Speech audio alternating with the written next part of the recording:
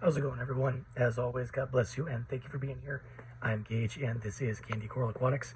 If you're new to my channel, please think about subscribing and hitting that notification bell. This is where I talk about all things reefing, but more importantly, where I share the information I've gathered on my tank with you guys to help you become better hobbyists at this hobby we call reefing. Today, guys, I'm giving you a 1 week update since I started dosing the reef. And yeah, guys, I really like this product. It's simple to dose. You've heard me talk about it before. It's literally reef. I mean, it's everything that your corals need in order to maintain good color, health, and growth. On top of that, guys, I went back to protein skimming, which I think has really, really helped out my tank. The colors and growth and just sheer mass of the coral, you know, the plumpiness, if you will, that I've been seeing has just been remarkable. My glass is a little bit dirty.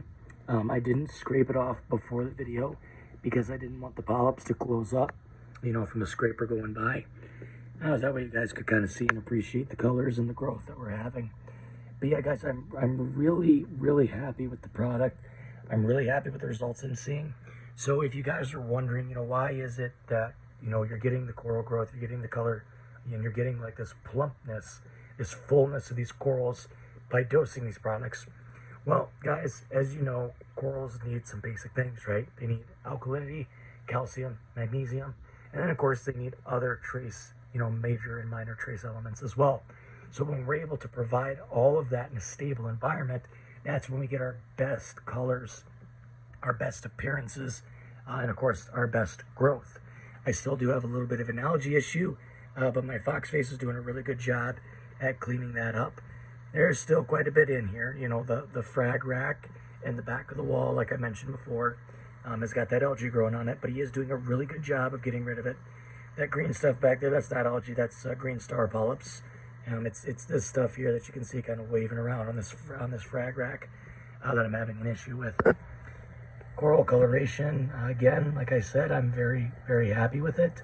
Could be better, but we're getting there. So here's a Jedi mind trick. Monopora, it's doing really well. Oh, I think I just saw the fox face. Where'd he go?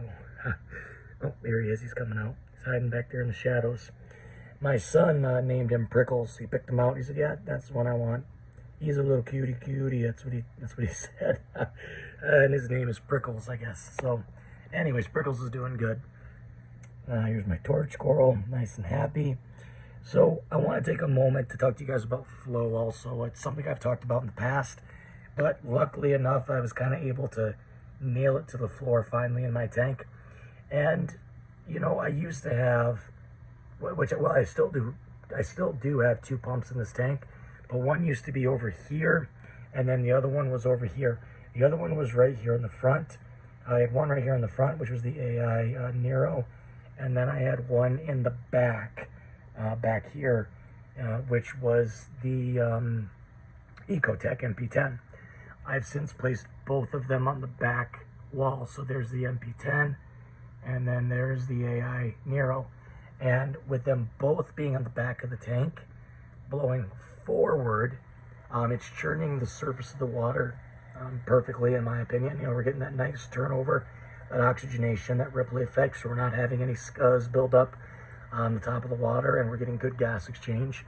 But also equally as important, we're getting very nice fluid movement, and that can be seen in anything that has movement, like this green anemone here, like this frog spawn and hammer coral here, and especially like this torch coral here.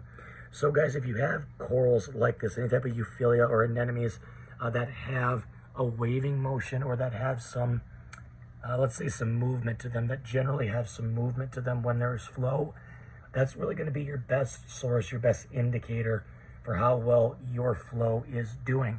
What you want to look for is, like I said, that waving motion. So we don't want so much flow that's blowing the coral in one direction, and we don't want such little flow that we're getting buildup of detritus or other, you know, things or algae growing on the coral. We want to make sure that the coral is moving gently in all different directions, not just the same direction. You can see the coral here, this torch coral will blow one way, then it'll kind of blow backwards and then the other way. So we're getting a good churning motion in the water. which means we're having good randomized flow. And that's really what you want to achieve. So that's really, guys, that's the best way to kind of gauge your flow, is to look at your corals that are going to have some movement to them. And then, you know, set your flow however you want. Watch that coral for a few minutes and, you know, kind of adjust it from there. But in my tank, personally, I have found that if I put both power heads towards the back and have them blow forward, it creates this really nice churning motion in the water that I think the corals are really enjoying. But other than that, guys, so it's been 1 week of dosing all for reef. I'm getting ready to do an alkalinity test to see what my next dose needs to be.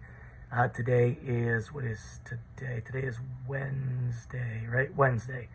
Technically, I should have done the alkalinity test on Monday, but I've been busy, so I am a few days behind. But we're going to get ready and go ahead and do the test and see what we have to increase. Obviously, I'm expecting I'm going to have to increase the amount that I'm dosing because I got quite a bit of coral in here. But other than that, guys, things are moving along really, really well. So if you have any questions or comments, guys, please leave them down in the comment section below. And I will get back to you guys probably in about another week with another All for Reef update. Until next time, guys, take care and God bless.